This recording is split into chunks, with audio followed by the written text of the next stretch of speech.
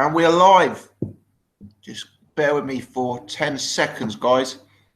Let me just make sure that we are actually live. Bear with. Stream is live. Excellent. Good evening, everyone. Hope everyone is doing well. Can see some of the regulars in the chat. Daniel, Craig, Joel, Iris, Tom, Darren, Leon, Matt, Oasis, Team Groves, Lewis. Thanks for joining. Appreciate the support, guys. Appreciate you all tuning in. Live show tonight. Ask BG Anything number 4. We've done this 3 times before. The hint was that it was the 4th edition.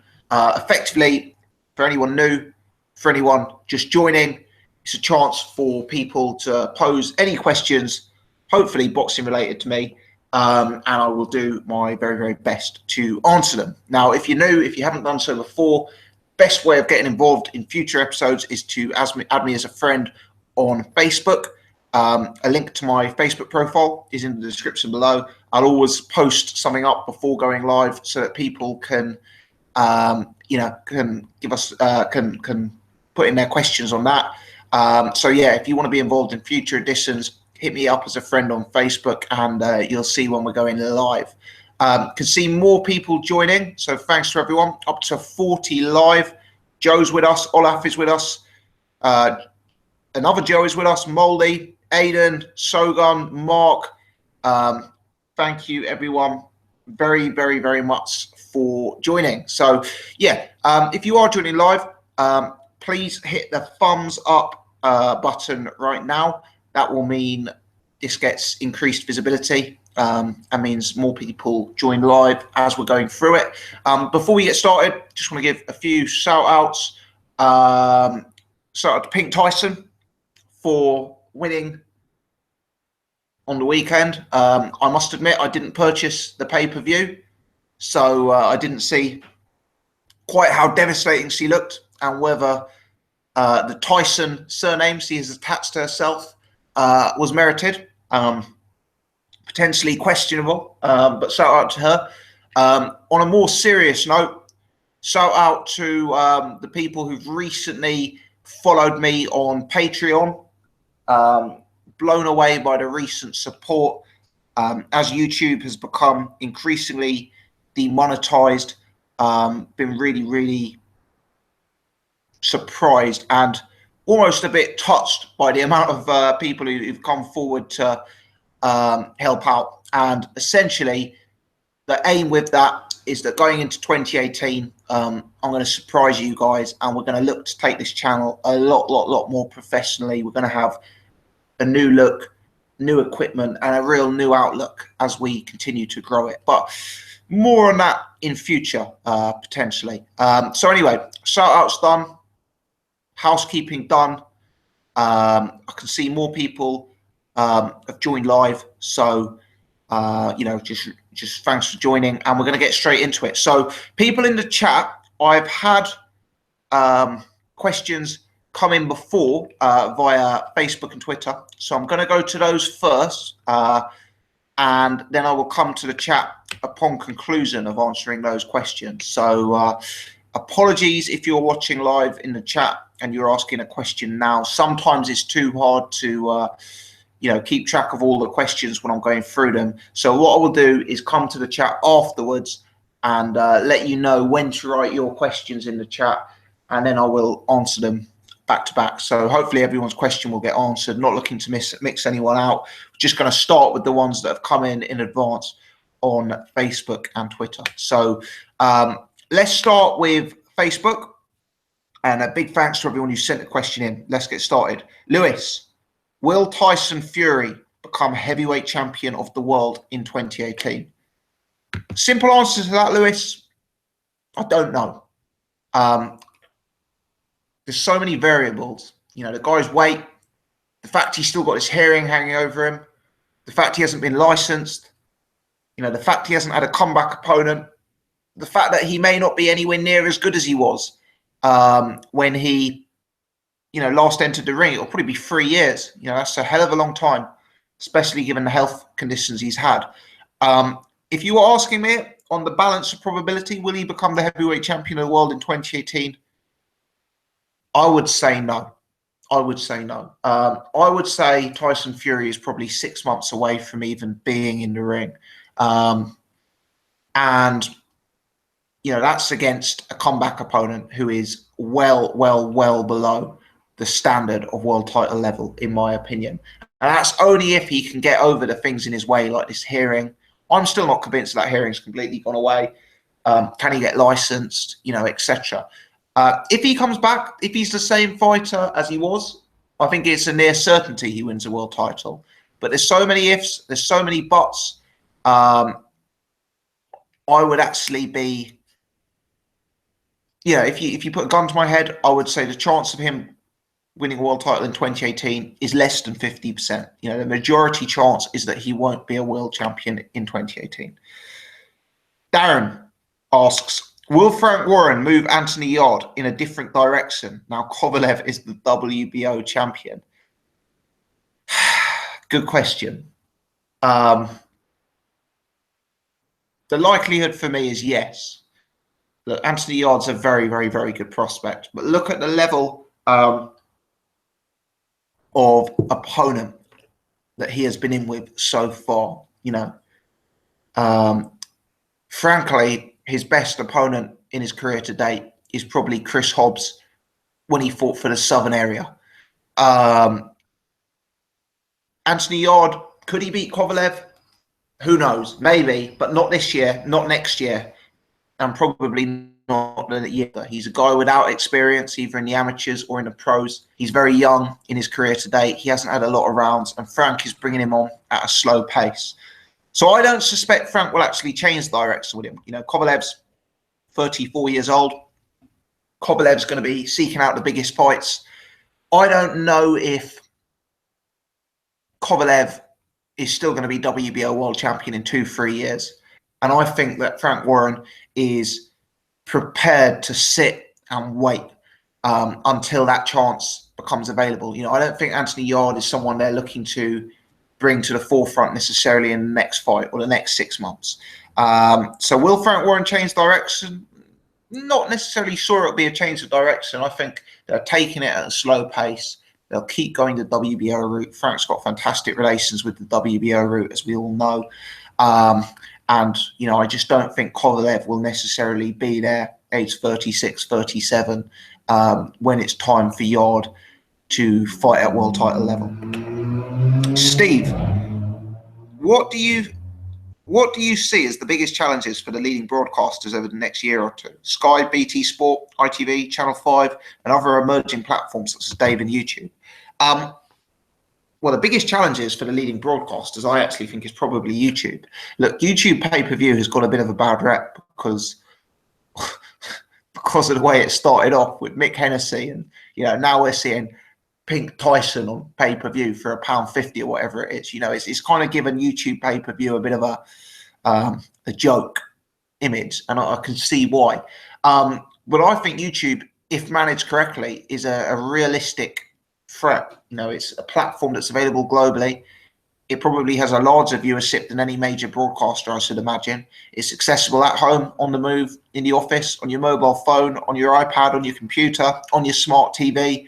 YouTube probably is the biggest challenge. And for people like Sky, who are looking to sell, you know, satellite TV subscriptions for 50 quid, 60 quid, 70 quid a month, the transition of sport to the internet, I think is a real challenge, I'm not an expert on broadcasters. I'm not an expert on business trends, such as things becoming internet-based. But I would guess that is what the people in the boardrooms are sitting there thinking about. You know, just my opinion, sitting here on a sofa in a studio flat with dodgy wallpaper. But there you go. Darren. Oh, already answered Darren's one. Lee, what do you think about the judging in the UK at the moment? Are we in danger of getting a bad reputation and putting fighters off coming here through fear of getting robbed? Absolutely. The judging in the UK has been pretty woeful this year. At the end of the year, I'm intending to do a review of boxing in 2017. I believe boxing in 2017 has been an absolute stellar year. But the low point of boxing in 2017 has been the scorecards. And let's face it, there are numerous examples. Look, this isn't a UK problem. We're all aware of judging controversy in other countries, such as the US. But the issue in the UK has seemingly become dramatically worse this year. And it's been consistent, it's been predictable, and it's been disappointing. So, yeah, will it put the fighters off? It will put the top fighters off, in my opinion, Lee, because there's huge amounts of money in British boxing. You know, if you're a super featherweight who hasn't earned millions of pounds in his career to date, will you come over and fight a Carl Frampton? Will you come over and fight a Josh Warrington for mega bucks? Of course you will. Of course you will. But if you're a Keith Thurman, would you come over to fight a Kell Brook? If you're you know, if you're one of those levels of fighters, would you come over? Would Leo Santa Cruz come over to fight Carl Frampton? You know, given some of our judging issues, would Canelo or Golovkin want to come here again to fight a Billy Joe Saunders or a Eubank, given the recent trends? I don't know. I think it will affect the very, very top of the market, because I think the UK money will bring in the middle to upper markets. But the top guys who already make huge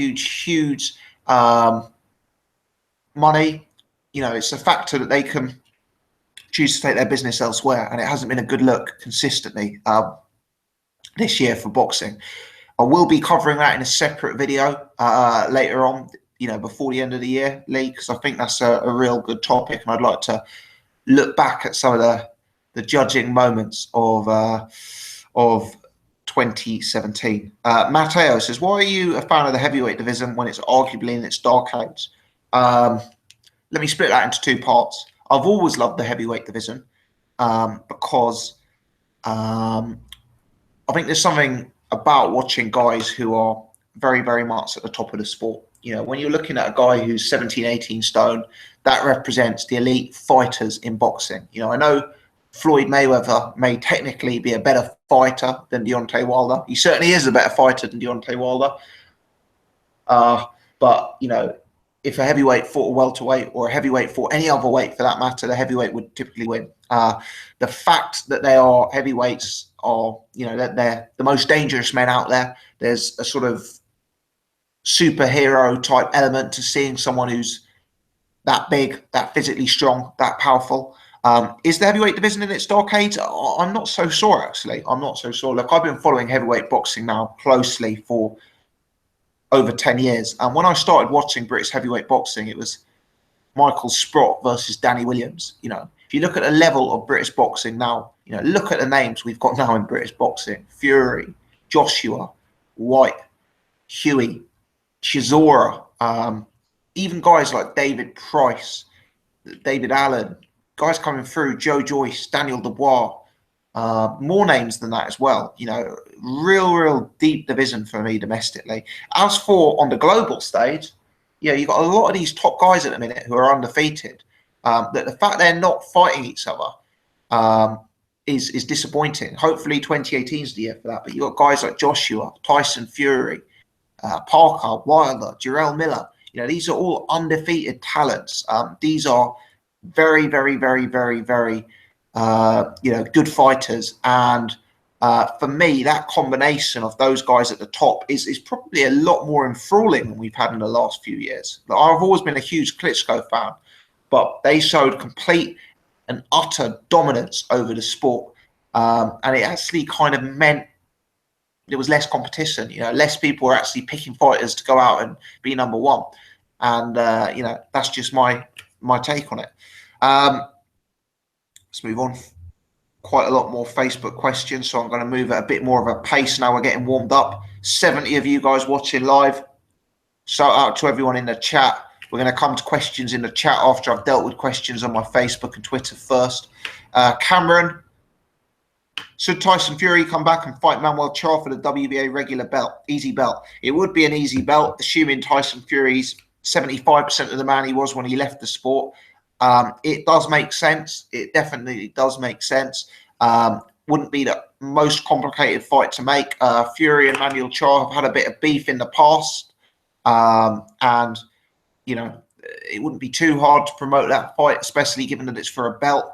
I personally would like to see Fury take an even easier comeback fight, because I believe the damage he's done through the inactivity, the weight gain, and the health problems, means he needs to take his comeback slowly and warm up into it. But yeah, Tyson Fury should beat Manuel Charr with consummate ease. Understand Manuel Charr is going to have to defend his belt against Quendo.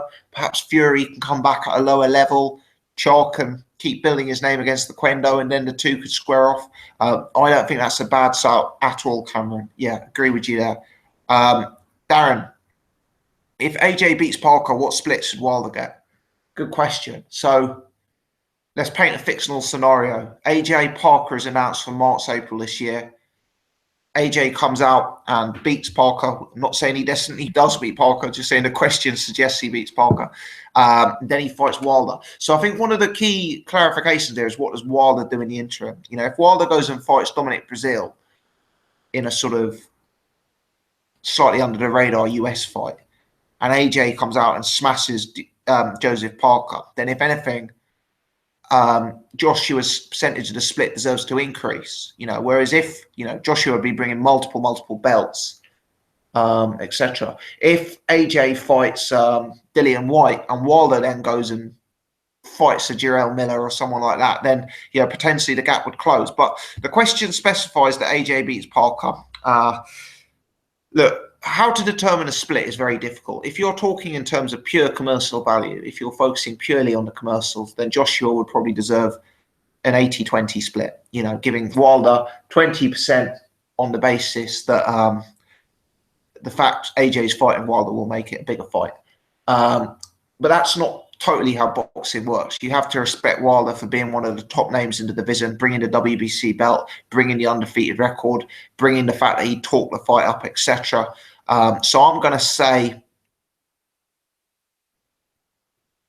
35% is what Wilder gets if AJ goes and beats Parker. If AJ doesn't go and beat Parker, maybe more like 37.5%, 40% to Wilder.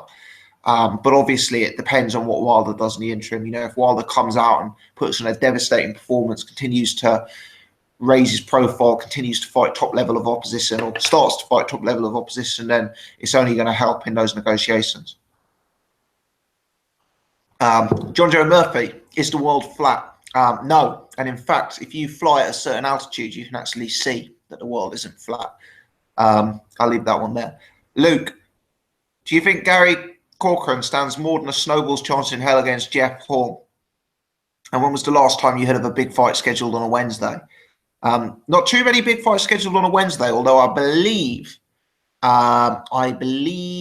Katie Taylor is defending a world title at York Hall on a Wednesday night. So not the only mega fight.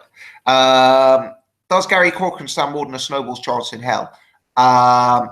Jeff Horn's a beatable fighter. He's not. It's not like Gary Corcoran's going in against Errol Spence. Jeff Horn's still kind of a bit of an untested commodity. We still don't know how good Jeff Horn actually is at this stage. Look, in all likelihood, Corcoran's a mega underdog.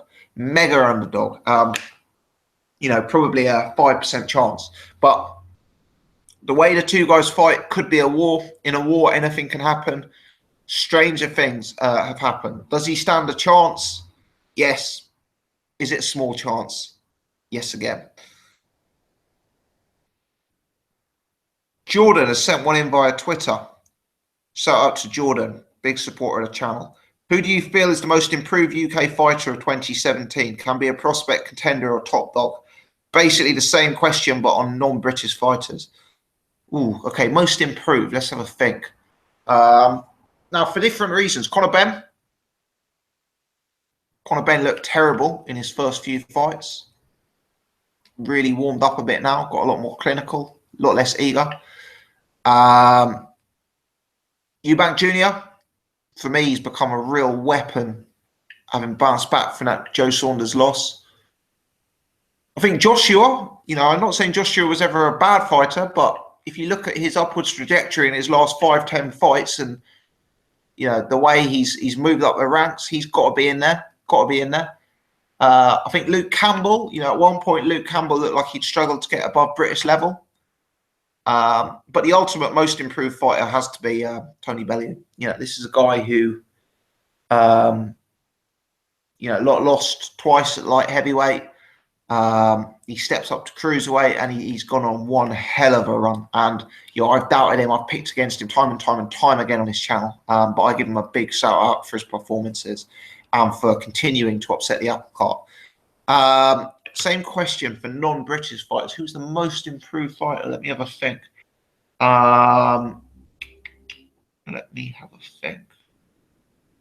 Badou Jack. I'm not saying specifically in 2017, but if you look back at Badou Jack's loss to Derek Edwards, look what a run he's been on since then. He's on the verge of being on the pound-for-pound list, but maybe not Badou Jack because he hasn't quite done it in 2017. He's more done it over the course of several years.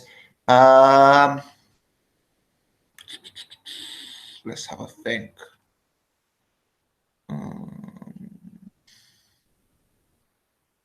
Jorge Linares, another guy who had some real tough times early on in his career. He's had a hell of a run the last year or two. Absolutely wiping out UK name after UK name after UK name. I'd have Jorge Linares quite high up on the list. Might have to have another think about that for the global one, but yeah, I think you could do a lot worse than going with Jorge Linares there. Ross, thoughts on Frampton being sued? It's sad. Don't like to see it. Regrettable situation. Real sad. Obviously, stuff going on behind the scenes. Really hope it doesn't affect his career. Hope it doesn't keep him out of the ring. I hope it doesn't do major damage to him financially or in terms of his future. Look, I've never been someone who comments on things I don't have full details on. A lot of people asking me, if someone asks me who'll win in a fight, A, B, V, B, I'll give an opinion on it. But lots of people asking me about the Anthony Joshua incident on Instagram. I don't have the knowledge. People are saying he was hacked. People are saying he wasn't hacked. I don't know the truth, so I'm not going to come out and slate the guy. Same with this situation. I don't know what's gone on with McGregor and Frampton. I don't know the rights and the wrongs. Two sides to every story. So I am not going to come on and slag Barry McGuigan. For all I know, he's perfectly in the right. I just don't know the details. Will be interesting when details do emerge, of course, but we're not quite there yet. 72 of you watching live. Not bad considering this isn't a regular slot. Thanks to everyone who's joined. Please whack the thumbs up button. If we do have any new viewers live tonight, or even new viewers who are watching this after it's gone up on the channel, please do hit subscribe. Join the channel. Let's keep some momentum, keep subscriber numbers going up, and all of that good stuff. I'm just going to see some of the other questions now. Got some more questions on Facebook. Well, I've still got about 50. I've probably got about 20 questions on Facebook. Then we'll come to the chat. Mitchell, who would be best for Fury to be trained by, in your opinion? Part of me says Peter Fury. Don't change the winning formula, Mitchell. Peter Fury's done a superb job on him. They're obviously family. They're close as hell. Why change it if it ain't broke? If it's not Peter Fury, Dominic Ingle. Ingle's probably the top trainer in the UK for my money. Very, very good at dealing with awkward fighters. Switch hitting fighters, guys with great movement. Fury's style will blend very, very well in that setup. Craig, Groves versus Eubank. Who wins and why? Who's the best trainer in the UK at the moment? Well, funnily enough, I unintentionally answered that in the last one. I think Dominic Ingle. You look at the Ingles, you look at the track record of success, you look at the depth of fighters, you look at the style they create amongst their fighters. They have to be very, very, very high at the top of your list. Groves and Eubank, who wins? One of the best fights in British boxing. Real 50-50 matchup. Could go either way. Strong cases can be made by both. I'm slightly going by Eubank. I think Groves has got a lot of miles on the clock for a relatively young man. I think Eubank is peaking. I think Eubank is deadly and dangerous. And I think Eubank has the style to cause Groves a lot of problems. Aiden. Let me just check who is next. Huge shout out to Aidan, actually. Aidan, one of the new people on Team Patreon. Many thanks indeed. Hugely appreciated. So shout out to Aidan. Your dream scenario on the road to an undisputed heavyweight champion. All roads lead to AJ Fury. How does it play out? Will Fury bring world titles to the table? If he had the WBO and WBC, that would be an all-time great fight. There's too much talk and not enough pen on paper, so we have to dream. Fury undisputed, there's only one. I completely agree. You know, Tyson Fury versus AJ is the biggest fight in British boxing. In fact, Tyson Fury versus AJ is probably the biggest fight in world boxing for me. I think it's a mega fight and will generate huge interest. What's the best way? Well, I think the best way to generate maximum interest is to have the guys fight each other. Now, if it's AJ Fury, Wilder Fury, AJ Parker, Wilder Fury, some sort of constructed tournament type setup, that will be the dream route. The realities of the situation, I think all three of these guys will fight AJ separately. AJ v Parker, AJ v Wilder, AJ v Fury. And that's contingent, obviously, on AJ winning. So it's going to be AJ versus Parker if AJ wins, AJ versus Wilder if AJ wins, AJ versus Fury. And I'll tell you why, because I think AJ is a cash cow to whole new levels. If Wilder fought Parker, how much would those guys earn? Would they get 5 million each? I don't know. Even if Fury fought Parker, would they earn 8-10 million each? Yeah, the real mega bucks are in fighting Anthony Joshua. Joshua's the huge proven pay-per-view draw. Joshua is the mega ticket seller. So I don't think there'll be a tournament. I think realistically, they'll all queue up. They'll all get in line to fight Anthony Joshua. And I think that's the sad truth of the situation.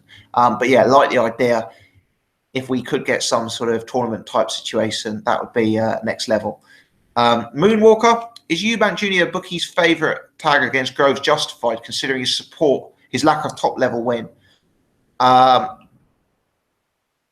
think he didn't start as bookmaker's favourite. I think he was 5-4 against. So the reason if he's now favourite, and I don't know if he is, so I'm taking your word for it, but that would be because of the weight of public money. And it doesn't surprise me because I think it's a styles thing. I think there's a kind of thought that, Eubank is catching Groves at the right time in his career, and Eubank is coming into his prime. Even though they're a similar age, it kind of feels like Groves has been in tough fights for years, whereas Eubank hasn't quite, had that in his, in his career to date.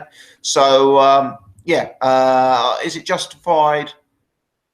Yeah, I think whenever someone's favourite with the bookmakers, it's justified because it represents public opinion and the weight of public money. Danny, providing Joshua gets to fight with Parker, Dillian Whyte versus Lucas Browne, who wins and how? I struggle with all and any questions relating to Lucas Browne because for me, Lucas Browne is such an enigma. For me, Browne didn't look anything special on his way up. A few times on this channel, I think I referred to him as like an educated bouncer. He had that sort of slow, cumbersome, plodding style. Clearly a little bit of technique, clearly a little bit of power, big size. But really limited in terms of skills, from my perspective.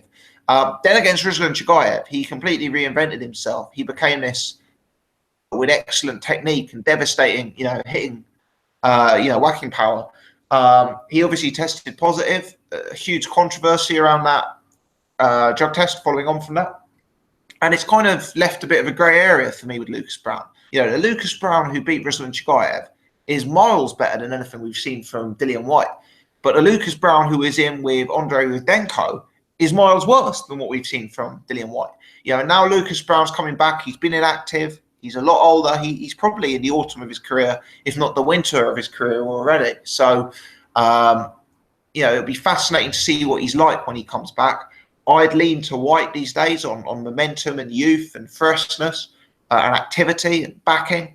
But it will really, really, really depend on what Browne sews up. Because if that Browne who fought against Ruslan Chagayev was a genuine version of Lucas Browne and in no way enhanced by performance-enhancing drugs, then that's one of the top fighters in the heavyweight division. Kind of depends how you look at that piece of form. And for me, that piece of form is a complete unknown. Michael, best heavyweight of all time, prime for prime, and best resume. I assume when you say prime for prime, you mean head-to-head. So best resume, I think Muhammad Ali. I don't actually think that's a hard decision if we're talking about resume. Head-to-head, I'd want someone with a modern-day heavyweight physique. I don't think it's hard. It's very hard to compare. You know, how do you compare Rocky Marciano, who's essentially like a light heavyweight or something, against a guy like Anthony Joshua, who's 6'6", 18.5 stone. I don't really think you can compare like for like. They're kind of different. But if you're asking me head to head, I'd want one of the modern heavyweights. I think you could do a lot worse than picking Lennox Lewis. You know, on Lennox Lewis's best day, could he be the number one head-to-head fighter? Possibly. Mike Tyson is another one you'll throw in there. Obviously, Lennox Lewis had his moments where he got hit on the chin and stopped. Tyson, you know, was never beaten when he looked at his peak. He was one of these heavyweights who peaked so early on in his career. Who knows how good Mike Tyson was in his early 20s? You know, is there any man who could have beaten that version of Mike? You know, Mike doesn't have the resume of a Lennox Lewis or an Ali or a Foreman, but he looked as devastating as any man on his day. So, you know, I think you could do worse than having a look at either of those two in a head-to-head.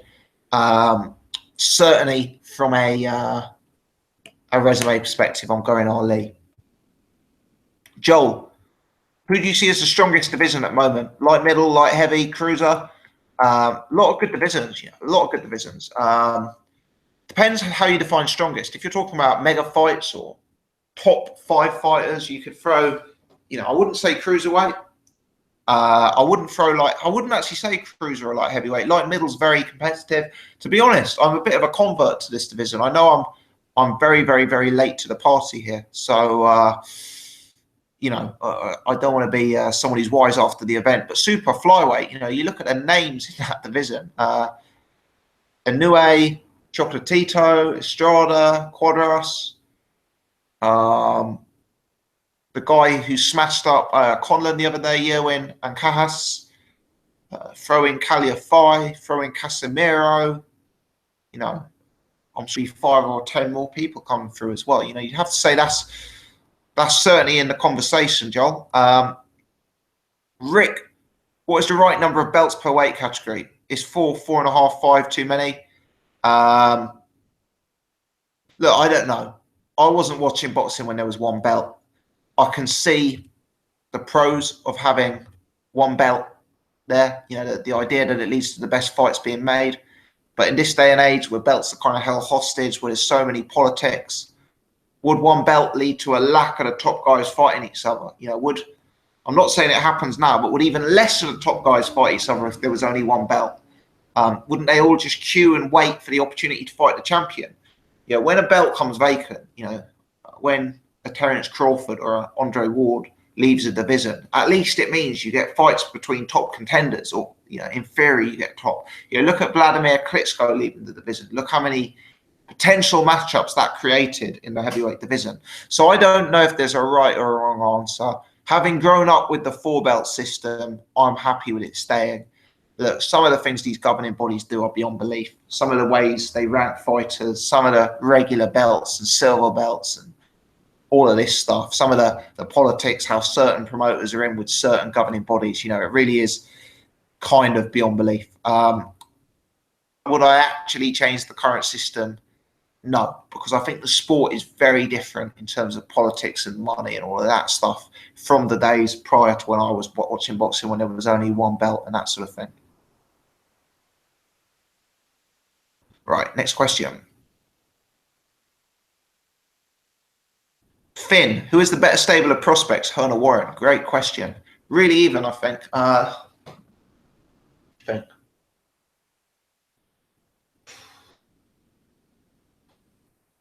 It's very tight, this. I'm probably going to go Hearn. So you've got the Olympians. Cordina could be a world champion. Josh Kelly could be a world champion. I rate Cheeseman. I don't think Conor Benn's world champion level, but he's looking better. Coley and Chamberlain in the cruiserweights. I'm sure I'm missing out one or two real obvious big names in Hearn's stable. Let me have a think. Who else is a prospect?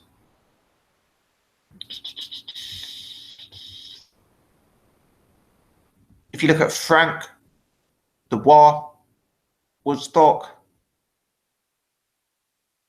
Yarde, I think it's tight. I think it's real tight. But no, I'm going to say Eddie Hearn is a slightly better pure prospect. Anthony Fowler, thanks for pointing that out in the chat. Jane points out Zelfa Barrett, very good point. Zelfa Barrett, great prospect. Yeah, I'll side with Eddie Hearn. Just by a whisker, but there really isn't much in it.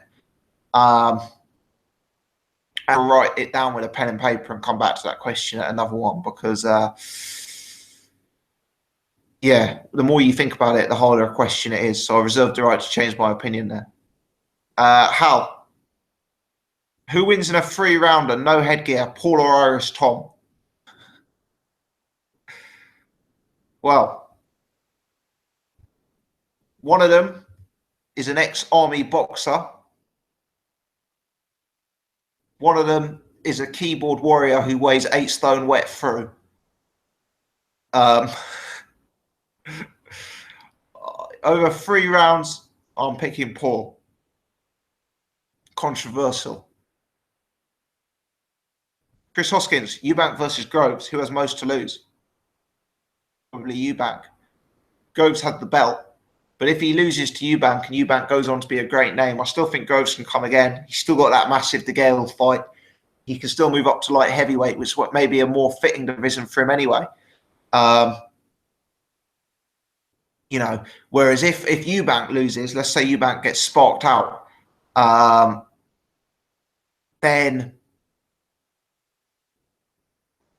that whole sort of invincibility factor, that whole sort of hype and image around him is probably lost. So whilst Groves is the belt holder, actually, I'm going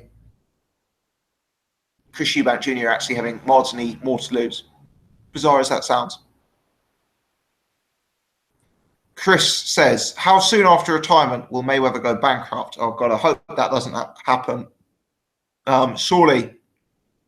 Surely not, given his recent earnings.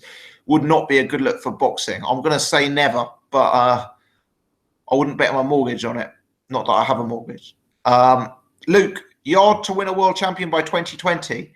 Considering Kovalev now has the WBO, he'll fight British Commonwealth route instead of high-ranking WBO fights. Thanks for the question, Luke. Yeah, we kind of had a question on that earlier, like not a similar question. My take is that Kovalev will organically move on. You know, he will. He's 34. He's only after the bigger fights. I think give it 2 years, the route will be clear for Yarde. I don't think Warren's moved Yarde forward very quickly in terms of level of opposition at this point. So I think they'll just let it see how it is. You know, take their time. Don't rush him, and I'm sure he'll make his way there. Probably after Kovalev has left the division, or left the WBO anyway. Jay Beats, your take on Fury coming back as himself rather than the entertainer, combined with AJ becoming the bad man. Well, I did a video on this last week about AJ and his heel turn. Don't be surprised if the public start siding with Fury now. The British public absolutely loves an underdog. They're obsessed with it. You know, Fury could very easily be the fan favorite when that fight kicks off, as bizarre as that sounds. You know, Joshua, he's taking A few L's in terms of his public perception recently. He's getting some criticism for the first time in his life after that performance against Cam. So I didn't really think he merited criticism for, but he has done. Don't be surprised if Fury, the overweight, beer swilling, comedic underdog, actually becomes the fan favourite by the time that fight comes live. Who would have thought that a year or two ago? I'm going to have to speed this up, so apologies if my answers are a bit briefer. Jonathan, who have you got if Tete against Burnett is ever made? I think Zolani quite easily, Jonathan. I agree with you. I think Zolani is elite. I don't think Burnett is. Aidan, which division do you think is the most competitive stacked? Superfly. If it comes down to Crawford versus Spence, who wins? Crawford. For me, the worry with Spence, he's a very, very good fighter. But if you go back and look at that Brook fight, before Brook got tired, before Brook got injured, Brook was actually winning many, many rounds and putting some good work on Spence, which I think is a potential blueprint. Have you seen much of the New Zealand prospect junior fight? I've seen clips. I've been hearing about him for 2 or 3 years.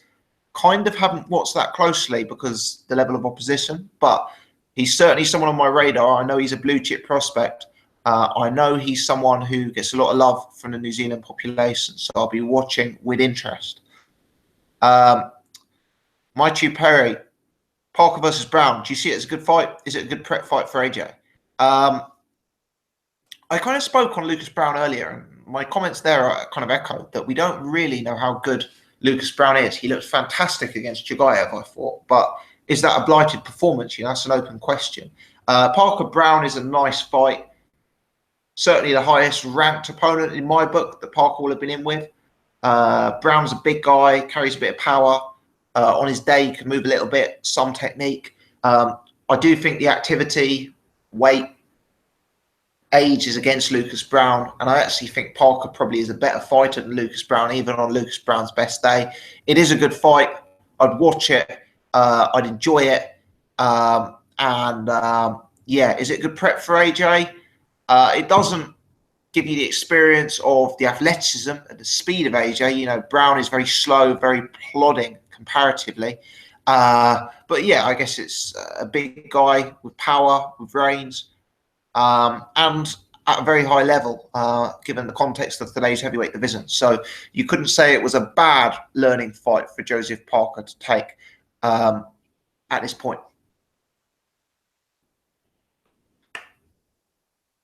Regnig, who wins? Mayweather or Jeff Horn? Current Mayweather. Mayweather with quite a lot in hand for my money. Rob, do you personally care about a boxer's own? Of course, it depends on the opponent the loss is to. At top level, does it matter to me personally? I'm going to answer that question very honestly, Rob. Very, very, very honestly. I'd say I'm a hardcore boxing fan. Sometimes I have a casual mentality. The difficulty when someone has an O is the sense of invincibility and wonder is slightly lost. Let's imagine for 1 second Chris Eubank Jr. didn't have an O. Still had his O. We'd be sitting here thinking, can any fighter on the planet beat Eubank Jr.? Is he just a wrecking ball? Is he super elite? Is he flawless? The fact that he's got a loss shows the fact that he isn't invincible. It shows the fact that he has got weaknesses. It shows the fact that he can be beat and that his style can be exploited. I think it does hit the marketability. I do think it hits the marketability. And as I'm saying, I'm a hardcore fan, sometimes with a casual mentality. I do think it adds something when someone's got an O. I do think you kind of think, how good could this guy be? Could this be one of the greatest? Could this be the top guy in the division? Look, when you're dropping below elite level, when you're watching a fight at your call, when you're watching a fight for the British title, no, I think it matters less. But at the very, very, very top of the sport, when someone's got an O, I think it adds a little bit of an extra 5%. And I know people aren't going to like that answer. I know people are going to tell me I shouldn't care about an O. But I'd be lying if I said that sometimes it doesn't add something to the equation. Let me know your thoughts in the comments section, guys. Right, that brings to a close the questions on Facebook and Twitter. I'm going to close down Facebook and Twitter now, so please, no more questions via those methods because I will not see them. If you want to ask a question, now is the time to ask it in the chat. My throat is killing me. I've been chatting with no interaction for 50 minutes. I feel like I've been eating nails, so I'm not going to stay for too long. Probably going to stay for 10 minutes, see how we get on. Leave us a question in the chat, and if you want it read out, put the hashtag BG, and I will read out the question. Could Sokolowski beat Price this weekend? Says Mikey. Shout out to Mikey. He could. Sokolowski has a big. Price is very beatable. You'd have to make Price a substantial favourite. Even though Price is a frail fighter with a frail chin and a frail attitude, he has proven time and time again to be above that level. Jane, I'm not going to read that out. You should be ashamed of yourself.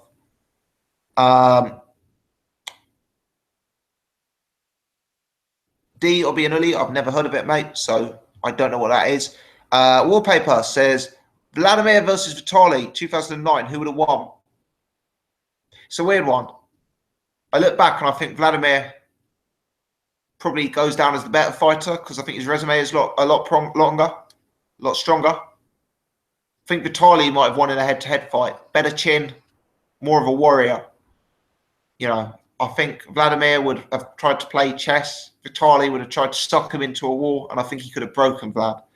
Team Groves, if you were Tyson Fury, which promoter would you go with? Would you remain a free agent and work on a fight-by-fight basis under the advisory role of MTK? I'd do that, but I'm going to be honest and say I'd look to work with Eddie Hearn. You know, I know there's other platforms out there. Eddie Hearn has a good reputation for the way he treats fighters. I still believe in terms of generating huge money, and Tyson Fury is the kind of fighter who could be earning 8 figures a fight. When you're on that kind of money, I believe the Sky Sports pay-per-view platform is the more proven platform. So if I was Tyson Fury, I would sign with Eddie Hearn. Moldy, do you think Eubanks versus Groves would sell out in double quick tomorrow? Thinking of flying over from Sweden for it. Will it sell out? I think it will sell out. Yeah. Will it sell out double quick? I don't think it's going to sell out in 5 minutes. I think it's a great fight that boxing fans and casual fans will come out for. I think it's only the events with like an Anthony Joshua attached to it that sell out in 20 seconds, if I'm honest. Yeah, so will it sell out? Yes. Will it sell out double quick? I'm going to say probably not. Rich, do you think Parker's changed promoter and or trainer? I think trainer is something I'd look at. I'm not saying his current trainer's done a bad job, but I do think he's kind of doing the same things, Parker. I think he's kind of, I don't want to say making the same mistakes. I haven't really seen much change, adaptation, evolution of his game. I think a new trainer could, bring some more out of him, work on different things, particularly in terms of defense. Stefano, can Usyk reach the summit of the heavyweight division? No.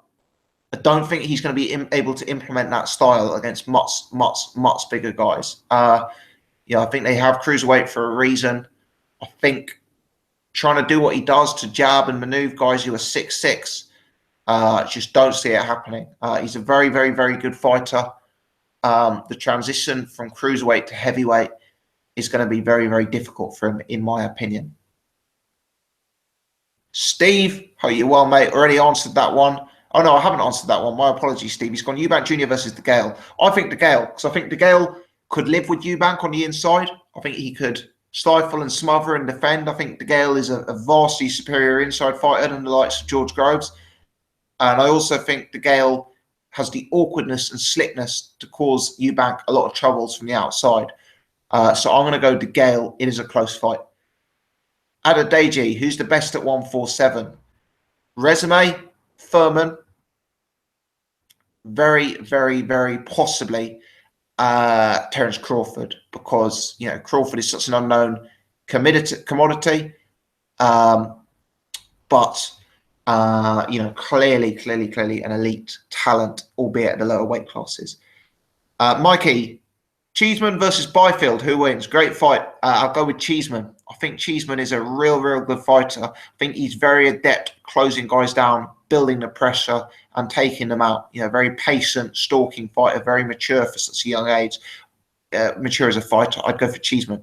Anders, who will win the Lonsdale belt between Cheeseman and James Metcalf? Haven't seen James Metcalf, actually, so call me a casual. I don't have an opinion. Tony, Ahara Davis versus Coyle. I think Ahara relatively comfortably. Ahara Davis, I know he got exposed against Josh Taylor. He's a very dangerous fighter. Very dangerous fighter for my money. Let's have a look.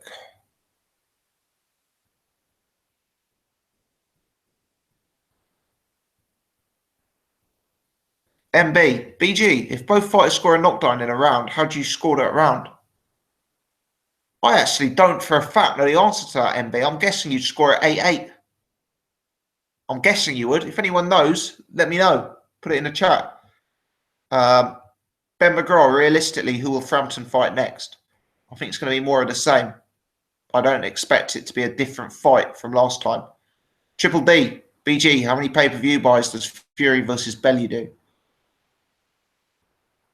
750? Maybe? 800? I don't really know, though. No, I don't have any data or intel, just going off instinct. Lewis, BG. Would Bellew have been favourite for the Cruiserweight Super 6? No way. Bellew would be a severe underdog against the likes of Usyk. No way would he have been favourite. I don't even know if he'd have been second or third favourite, being frank, Lewis.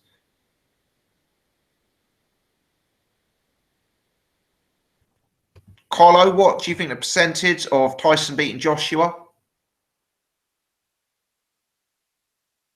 At the minute, 30%. With all the doubts surrounding him.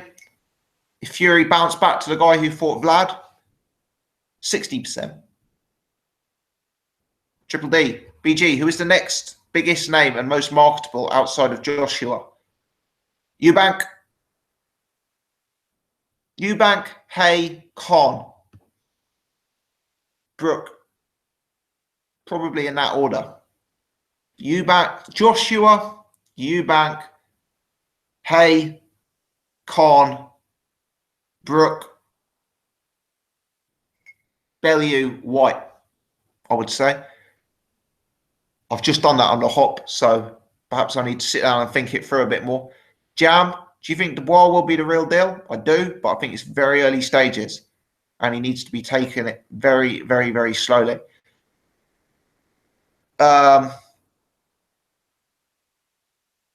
Blatchy, have you seen the latest Tyson Fury IFL TV video? I haven't, because I've been live doing this, but I will endeavour to check it out as soon as I've finished.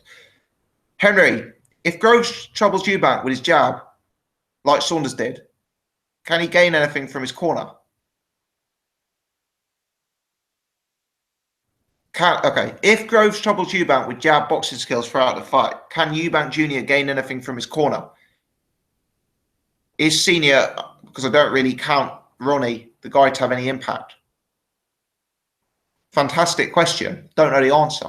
Fascinating question. Have to see. My instinct is yes. Having sat there and watched that Saunders fight and what's the result, I don't think it will take them. I don't think they'll be quiet. But Eubank Jr. does seem quite arrogant in there. He doesn't seem like he wants a load of advice. So how receptive he'll be, highly questionable. He wasn't too receptive in the Saunders fight. Maybe he's not going to be receptive going forward.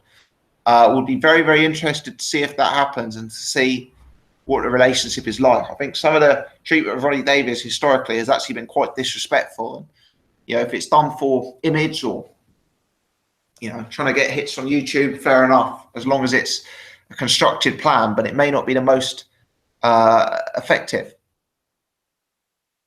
Mikey says Dubois versus Gorman. I'm going to go Dubois, Mikey. You know, Gorman really didn't impress me last time out. Before the last fight, I'd have probably gone Gorman, but I think he's making some mistakes. I think he's a lot earlier in his progression than I actually thought, if I'm honest. You know, I think that fight could do with marinating for 2 years. Moldy, who wins, Chamberlain or Okoli? I'm Team Chamberlain right now, but you know, we'll have to see how both guys look, potentially clashing in February. Eubank Jr versus Senior. Junior. Craig says, would you score at, he's talking about, I don't know the answer, Craig. Good question. If someone, after this has been uploaded, if you know the answer to that, how do you score a round when both guys are knocked down? Please do leave it in the comment section below after this has been uploaded. Steve Frost, his mate, John Wayne Hibbard versus Curtis Woodhouse. Who wins? Yeah, I saw Steffi Bulls putting that on, I think. That's a real 50-50, isn't it, Steve? I'm going to be honest. I'm going to say Curtis Woodhouse. Because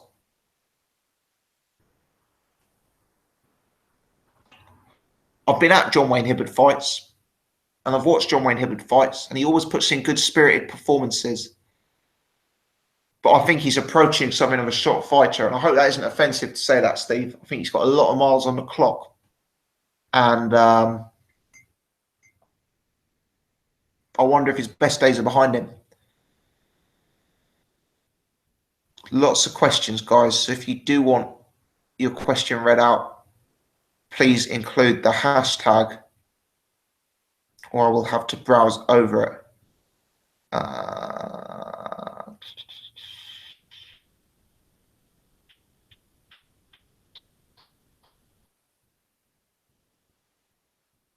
Tony, BG, would you not put George Groves in the top 5 most marketable fighters? Yeah, totally forgot Groves.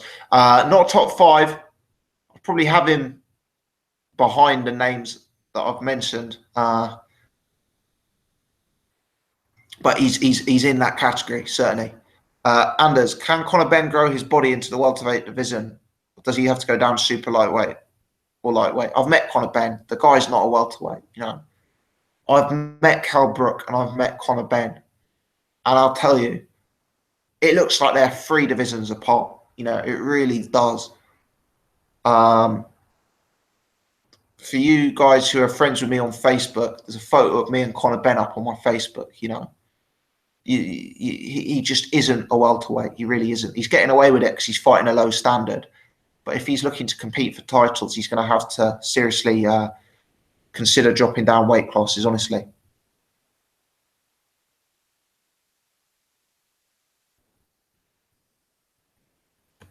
Just catching up with the chat, making sure I'm not missing out too many questions. I'm just scrolling down looking for the Anders. BG, how far is Cordina off being able to fight for the Lonsdale belt? He really isn't far whatsoever. He could probably fight in a fight or two, to be honest. I think he's, you know, real at that standard.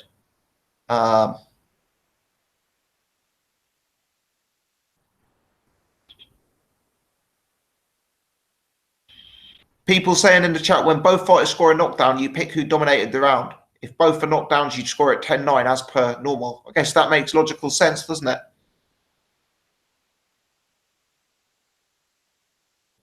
Ease. BG, don't you think Josh Kelly is the most exciting prospect at the minute? I do.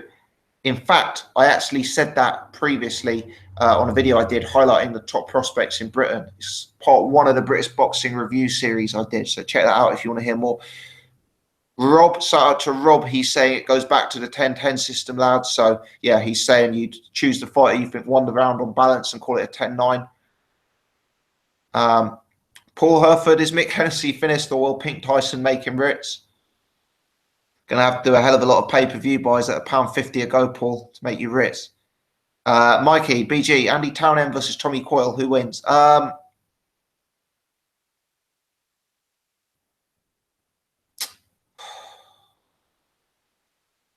50. Tempted to go with Tommy Call on the basis he's fought at a higher level. Need to watch a bit more Townend. Michelle, BG, will Kell Brook win another world title? I don't think so. I don't think so. I think Kell's going to target the biggest money fights rather than the world title fights. And, you know, I wonder if he's had two bad beatings at the hands of Errol Spence and Golovkin. Kind of wonder if his world title fight days are somewhat behind him now. I wonder if we've seen the best of Kell Brook. Gorgaruga, BG, do you think Brook is a habitual quitter, having quit back-to-back?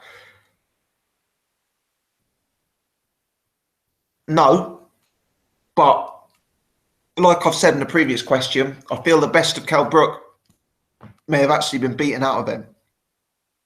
And I think because of that, he could be in situations now where he takes a lot of blows, takes a lot of injuries, gets sucked into scrappier fights, and increases his chance of repercussions.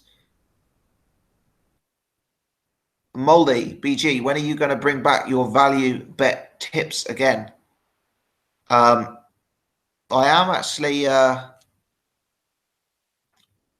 having a look at doing that, actually. Right now, I am offering a betting tipping system on Patreon, which I am just getting started on. It's new. And then maybe we'll have a look in the new year. James says, BG, what do you think of Cotto's career? Absolute legend, warrior. You know, not an elite like a Floyd or a Manny. You know, kind of will go down as second tier to those kind of guys when you look back on it. But great moments, great fights, lots of great stories, and you know, he can retire having given a hell of a lot to the sport. Rob, BG, how do you rate Anthony Fowler? Do you think he has a knockout waiting to happen unless he has a chin like Frotz? Yeah, I'm skeptical on Fowler, I must admit. I haven't been impressed by what I've seen. Looks very, very raw. You know, he'll have to improve a lot to do something. AS95, BG, what opponent do you prefer to see for a Fury comeback? Take it nice and easy, low level. You know, let's see him in against, you know, someone like a Ustinov, someone like a Dimitrenko. You know, someone of that ilk, someone who is low risk. Let's just get him back, keep his weight down, put him through a training camp, see if he's still got it, have a little look. Let's not expose him to a massive puncher or a massive risk in his first fight. Henry, BG, if Hay beats Bellew, who's Hay's next fight? I think he's going to want it to be Joshua or a world title. You're right, the clock is ticking on David Hay. He doesn't have a long career left. If he does beat Bellew, if he comes back, he's going to need to get involved in a fight straight away, a huge money fight straight away, because there just isn't the time for David Hay to sit on the sidelines and wait for the big fights.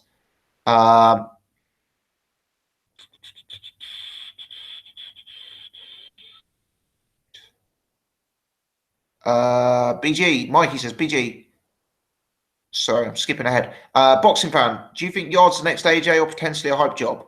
Hard to tell. You know, he looks very, very good.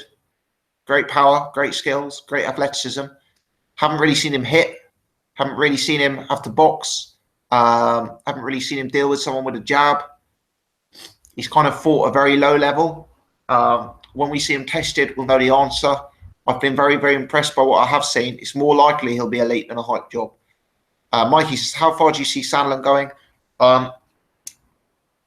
Mikey, I know you like Sandland. I do too.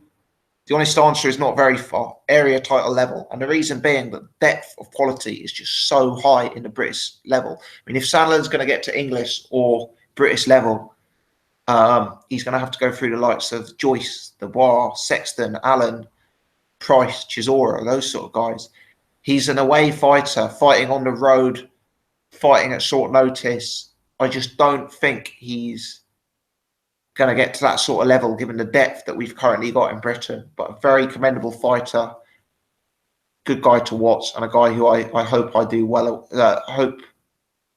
Hope does well. AO, Prime Triple G versus Prime Ward. Prime Ward for me.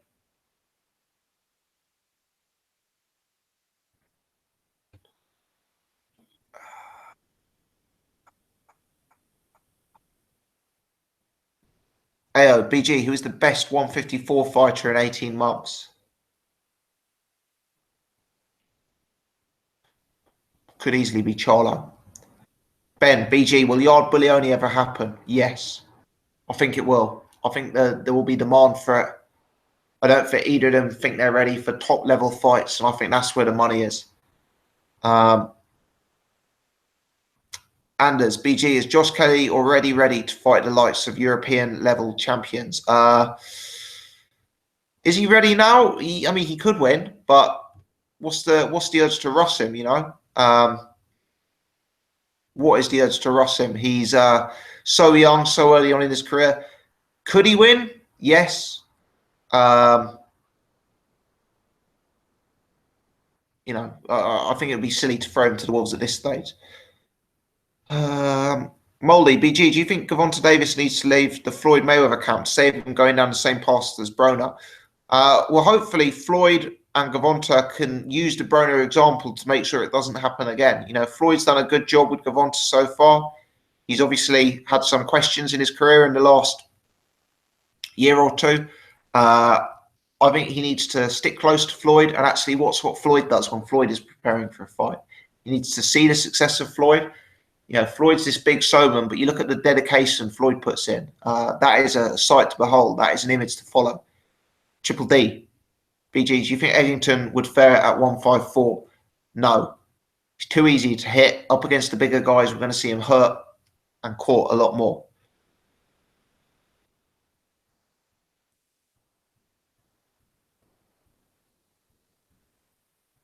Gorgaruga, who wins the potential Fury versus Bellew fight? Well, it's the same question, really, as is Tyson Fury still Tyson Fury? If it is, then he's got a 95% chance of beating Bellew. At the minute, you'd probably make him a 60% chance just on size and skill. You know, but Tyson Fury isn't a boxer at the minute. He isn't licensed. He's not in any type of shape. So if the fight were to happen tomorrow, you couldn't make a confident selection. Ben, is Scott Quigg about to sign for Frank Warren? I don't think so. But you could see the reason why. Easy's BG, how much do you think James DeGale has left in the tank? 2 or 3 big fights. 2 or 3 big fights. Hope he fights Groves and Eubank. Mega fights, mega money, and then calls it a day. Darren, if Hay gets AJ off the Bellew, is it too high a risk? Would Hay pull out reputation? And would it be a Wembley type fight? Yes, be a mega fight for the UK. Hay is still a huge name, huge reputation, huge celebrity. Wembley, yes. Pull out reputation risk, very high. Hearn would have to do what he did with Pulev and have a standby on reserve.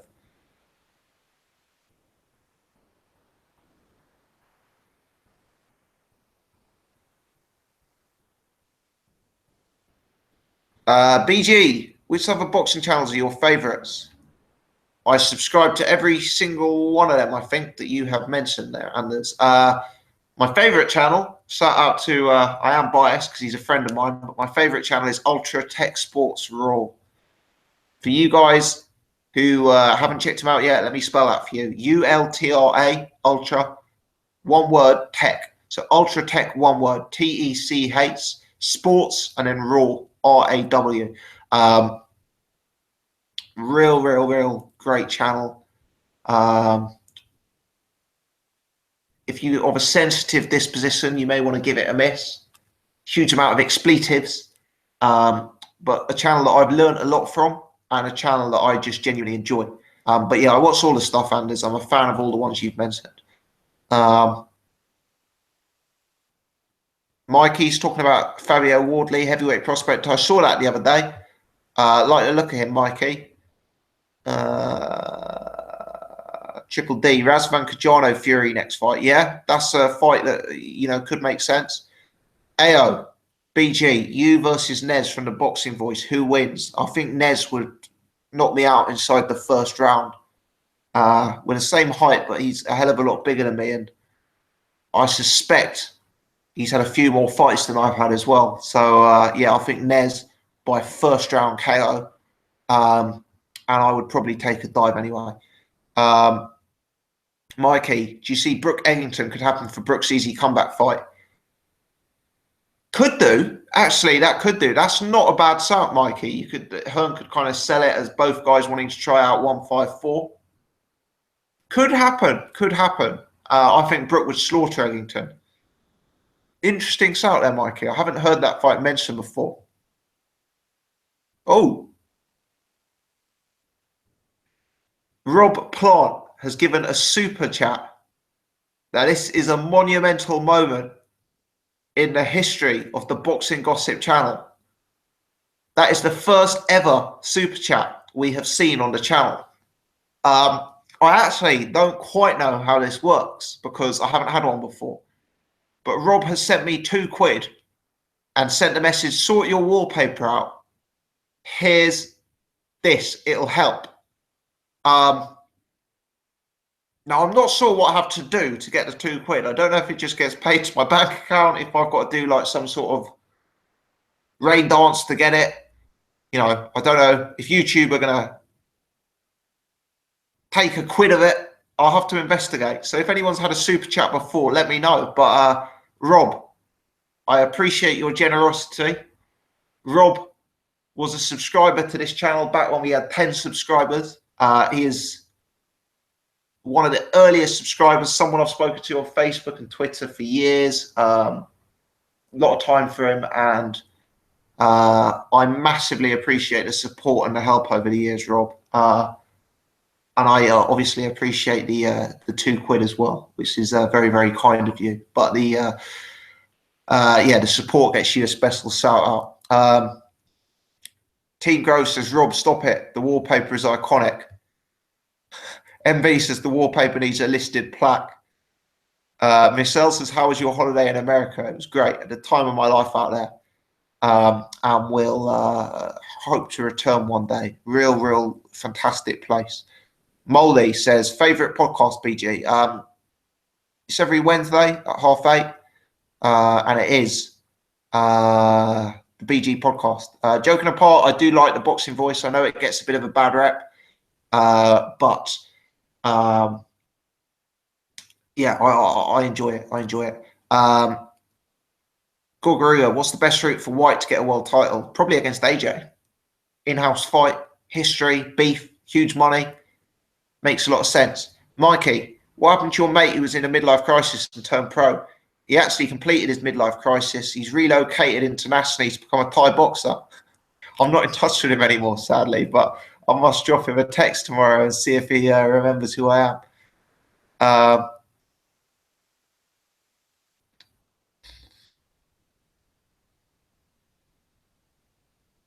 a look.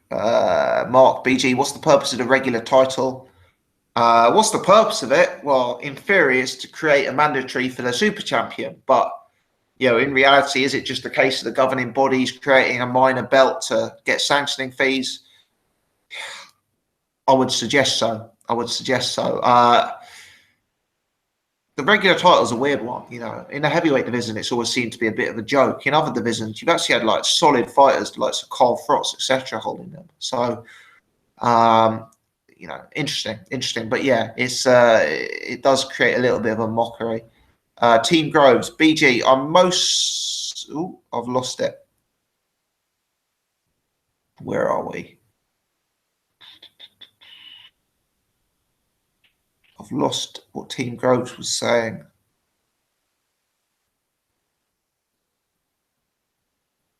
Oh, he's talking about a super chat. I'm quite certain you have to do something to get the money, but it's quite easy. Well, thanks again to Rob. You're a gentleman.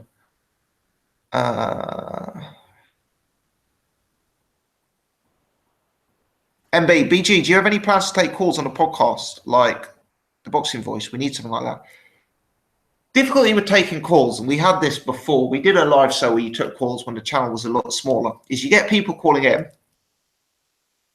you get the odd gem. So, for example, Jay, who's now a podcast panelist, used to call him, and that's how I got speaking to Jay, was through the call-in. So you get some like real people calling in who are either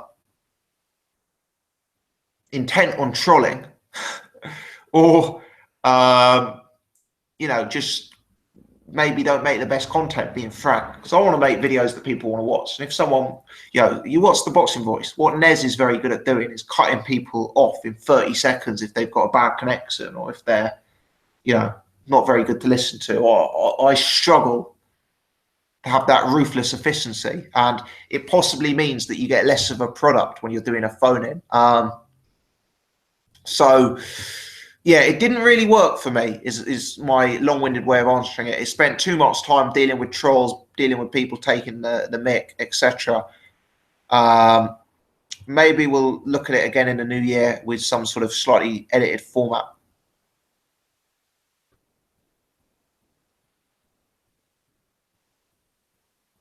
All right, let's see. Moldy, BG, is the atmosphere at your call all it's cracked up to be? It can be. It can be. I've been a few times. The one thing I'd say about your call is the view. You know, you think you pay 40 quid to see a Joshua fight in the stadium. You pay 40 quid to see a fight you've never heard of at your call. You know, if you're new to boxing, you would think, let me go and watch the fight with the big name boxer. The thing about your call is you are literally, you can see the action so close. You can feel the punches landing. You know, if you sit in the front row, you got to be careful you're not wearing a white shirt because you may get it covered in blood. It's that kind of venue. It's like, you know, it's like a dog pit, if you like, and it can mean a very good night. It's got a tendency, your call, to spring up, you know, real good 50-50 matchups at that sort of area title level. It's a great experience. It's worth going to. You know, I'm kind of off going to boxing events at the minute, being frank. But yeah, it's definitely worth going to for experience, and you can make your own mind up if you like it. Triple G, what's the best boxing event you've been to live? I loved H's Aura. The hype there was immense. I'll probably go H's Aura. I mainly consume my boxing on TV, though, I must admit.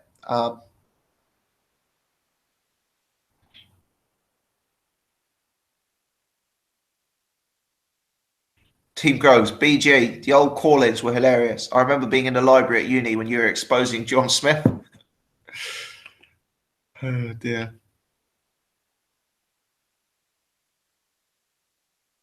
Darren Newton shouting out Ultra Tech. Play to you, sir. Jonathan, you could have regular podcast members on the call-in with buzzers. 3 buzzers and you're out. Could do. Could do. Do I have the heart to cut someone off? That is a question. Team Groves.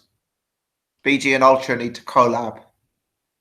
I haven't really done any collabs of late, but always time for Ultra. Mikey, nicest boxer you've ever met? Crawler. Bizarrely, Paul Smith II. Real nice guy, Paul Smith. Treated everyone really well. Crawler, so much time for everyone. Crawler and Smith, 2 genuinely nice guys. You know, stood out actually.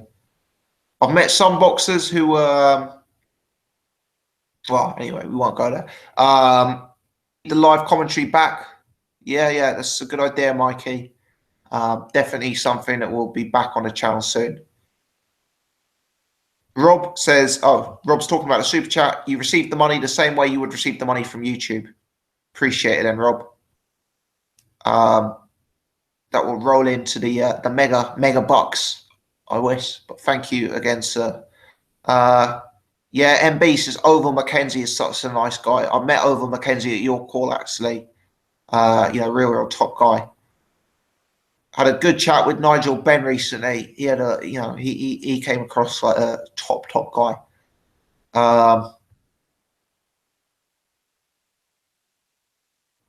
Fantastic. We've made our way through it. We've actually... Hitman says, do you think Joe Gallagher is the world's best trainer? I don't, I'm afraid. Moldy met Paulie Malignaggi. He said he's really sound. Ben says, could Grooves Eubank end up on Sky? I believe that, they've signed an exclusive deal to ITV, so not. Mikey said he's met White and Nurse, both gents. I've met White. White was actually very, very nice to me in person. White treated me very, very well, I must admit. I think I pissed him off subsequently, and he, I don't think he was too impressed by one video I did. But yeah, White was had a lot of time for people, and fair play to him for that. Right, that's it, guys. I'm off, I'm afraid. The voice is about to collapse. Garuga, I have answered that, mate. It will go up on the channel now, and we can hit that one back. But I'm all out. I need to get myself a new drink. I need to relax my vocal cords. Yeah, that's me. Thanks very much to everyone who's watched. Thanks very much. I can see some names, likes of Team Groves, Oasis, Mikey, Ben. These are people who've been in the chat since before it started. They're in the chat every week. Michelle saying, have a nice evening. Molly saying, fair play. Mikey saying, great stuff. Ben saying, cheers. Adam and Nikaken. Many, many, many thanks. As always, if you want to be involved in future ones, do add me as a friend on Facebook so you can get your questions in advance. Give us a follow on Twitter at Boxing Gossip. Hit the thumbs up. Subscribe. This will be up on the channel probably in about half an hour if you want to watch it back or missed any segments. Cheers for that, everyone, and enjoyed it. Have a good evening. Thanks for the continued support. Really appreciate it, as always. Cheers, everyone.